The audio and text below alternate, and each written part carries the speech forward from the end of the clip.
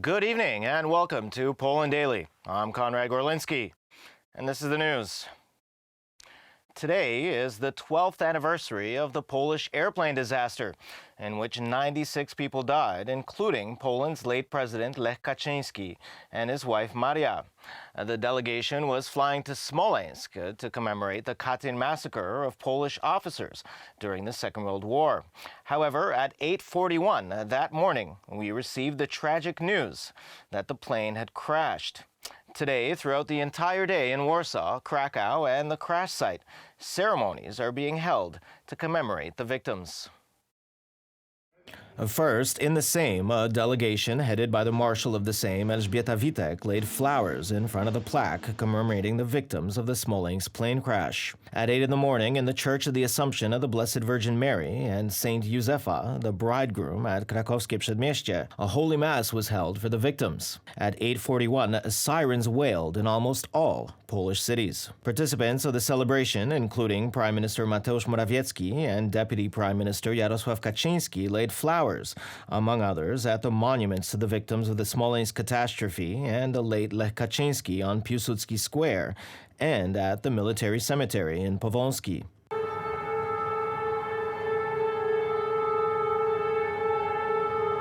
In turn, in Kraków, President Andrzej Duda participated in the Mass at Wawel, which was presided over by Archbishop Marek Jądraszewski, Archbishop of Krakow. Then the president laid a wreath on the grave of Lech and Maria Kaczyński in the crypt under the silver bells. Marta Kaczyńska and her family also participated in the anniversary Mass. Przywołajmy nazwiska tych. Let us recall the names of those for whom independent Poland has always been of the highest value. President of the Republic of Poland, Professor Lech Kaczyński, Maria Kaczyńska, the wife of the President of the Republic of Poland, and Ryszard Kaczorowski, the last President of the Republic of Poland. Ryszard Kaczorowski. Co roku od 12 lat bardzo Every year specyficzny from moment. 12 o'clock, it's a very special moment when we come out of the crypt where the president and his wife are buried, where we pray and remember our friends who died then on April 10th. This year has its specificity. Today, images that we see in the media stand in front of our eyes as we saw the destroyed plane, and then today we see destroyed Ukraine, just as we saw the bodies of those who perished then. Today we see the bodies of those murdered. This reminds us of the archival images of the Katyn massacre. Archiwalne obrazy zbrodni katyńskiej. Andrzej Duda also recalled the words of President Lech Kaczyński on August 12, 2008 in Tbilisi. Today, Georgia, then Ukraine, then the Baltic states, then maybe my country, Poland. Co zostawił nam pan What President Lech Kaczyński left us, what they all left us, great Polish patriots who then flew to commemorate our officers, certainly apart from everyday work for the Republic of Poland and our duty to develop the homeland and to make it as good as possible for all of us every day, it is precisely this that should never happen. And then my country, Poland. This is our great commitment, and we must always remember it. nigdy nie nastąpiło. Immediately after the ceremony in Krakow, President Andrzej Duda paid tribute at the tomb of President Ryszard Kaczorowski. Then he laid flowers in front of the monuments to President Lech Kaczyński and the victims of the Smolensk catastrophe. The president also went to the Brudno and Powązki cemeteries. Also at the crash site near the Siewierny airport in Smolensk, the Polish ambassador in Moscow, Krzysztof Krajewski, Polish diplomats in Russia, representatives of the Polish community, and the clergy laid flowers and lit candles. Celebrations, including a field mass, were held at the Polish War Cemetery in Katyn. We're standing here today and we're not even sure that we will not be deprived of the opportunity to worship the victims of the Smolensk crash at the place of their death. It's tragic and sad at the same time, but it cannot in any way make us silent. The truth about the Smolensk tragedy continues to be hidden. Russian propaganda has portrayed President Lech Kaczyński as a despot who irrationally forced the pilots to land despite terrible conditions.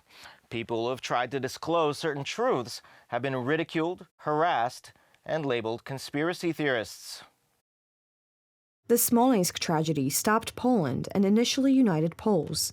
Tragiczny dzień nie tylko dla Polski, ale i It dla is a mnie tragic osobiście, day bo not only for Poland, but for me personally, because I knew many passengers of this plane. I was friends with some of them. So this is a day that I will remember for the rest of my life.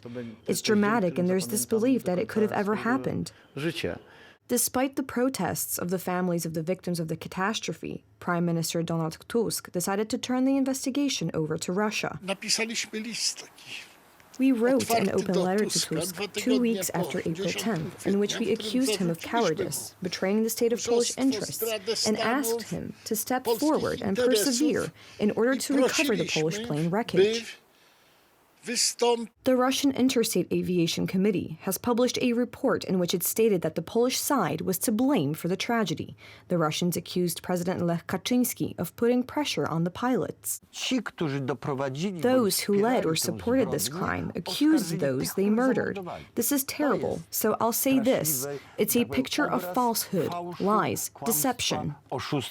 In 2011, the Jerzy Miller Committee published another report. According to these studies, the tragedy did not have a single cause because it was caused by a series of events. The work of the commission did not provide answers to most of the questions. A parliamentary team was formed to investigate the Smolensk tragedy under the leadership of Antoni Macierewicz. Our research showed that the place where this plane was renovated was most likely the place where an explosive was installed. Lech Kaczynski led a courageous foreign policy. An example of this was the trip to Tbilisi in 2008, when a diplomatic mission stopped the Russian war. Vladimir Putin has repeatedly shown that he is capable of killing political opponents. In the past, he committed murders, among others Anna Politkovska, Aleksander Litvienko, and Boris Nemtsov. The Smolensk catastrophe is the key to understanding the entire presidency of Putin. This is the absolute key to all his fundamental decisions, but also, for example, to the role that the Russian agency played in Germany. The president of Ukraine, Volodymyr Zelensky, expressed his solidarity with Poland. He had already stressed in the Polish parliament that the Smolensk tragedy had not been properly investigated. Today, we commemorate the victims of the plane crash near Smolensk, in which President Lech Kaczynski and representatives of Poland's elite died 12 years ago. On this day, we express our solidarity with our Polish friends and allies who strongly oppose the Russian aggression with Ukraine. Archbishop Marek Jędraszewski argued today that the truth always wins. Every lie, whether it will be a Katyń or Smolensk lie, or now about Ukraine, will be defeated because there are, thank God, people and nations who are able, even in the most difficult times, to choose freedom and defend the truth. The actions of Vladimir Putin have been neglected by Western leaders for many years. The effect of the policy of concessions was the invasion of Ukraine, Georgia, Chechnya, and the Smolensk tragedy. Świat Zachodu, na pewno. The Western world must have elevated this beast to a pedestal. Through such acceptance, whether consciously or deluded by some illusion on the part of Russia, he's a beast in the sense of the leaders of the Russian state, and a beast in a general sense. Maybe I'm hurting some people. There are probably some righteous people in Russia. Last week, Deputy Prime Minister Jarosław Kaczyński said that there was no doubt that there was an attack in Smolensk. Tomorrow, the Smolensk subcommittee will publish a final report of over 10,000 pages.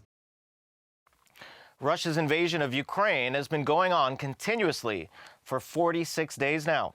The forces of the Russian army are withdrawing from the northern Ukraine and moving towards the Donbass, carrying out further destruction and attacks on local civilians. NATO Secretary General Jens Stoltenberg announced that due to the increasing activity of Russian troops, the Northern Atlantic Alliance is preparing plans to deploy its armed forces to its eastern borders on a full scale.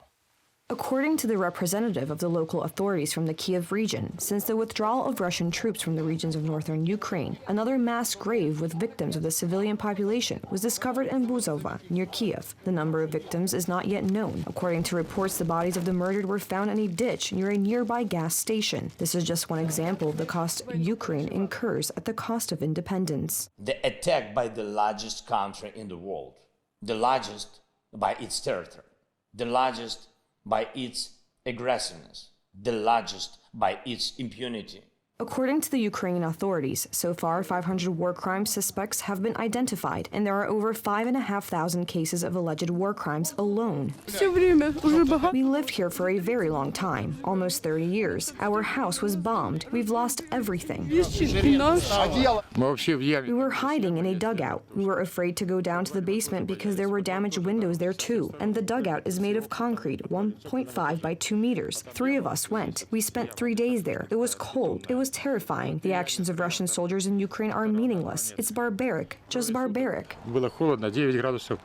Мороз был еще тогда. The Ukraine Foreign Agency reported that Russian soldiers robbed the theological seminary in Vorzel in the Kiev region, stealing, among others, a commemorative chalice from the Holy Mass celebrated in 2001 by Pope John Paul II. On Saturday, the British Prime Minister Boris Johnson came to Kiev. During talks with President Zelensky, he presented a new aid package for Ukraine. We will give you the support that you need, the economic support, but also, of course, the defensive military support, in which I'm proud to say that the UK helped to lead the way. According to the General Staff of the Armed Forces of Ukraine, the losses of the Russian army to date amount to 19,300 soldiers, 152 planes, 137 helicopters, and 1,384 cars. The head of the authorities of the Dnipropetrovsk region today announced renewed Russian missile attacks that hit the airport and infrastructure in the Dnieper. Russian missiles hit the Dnipro airport again. Local authorities reported that the airport was ruined in a missile attack in mid-March. Nothing left of the airport, but the missiles keep coming. The Ukrainian side reports that Russia is gathering its forces in the east of the country in order to make a serious attack. According to satellite photos, a more than 12-kilometer-long military convoy was heading towards Donbass from the Kharkiv region. President Zelensky's advisor, Oleksiy Arestovich, informed that today the first stage of the Russian offensive in Donbass has started. According to his assessment, attempts to attack the aggressor are to be continued from both the north and the south. This clash is to be of decisive importance for the further course of the war.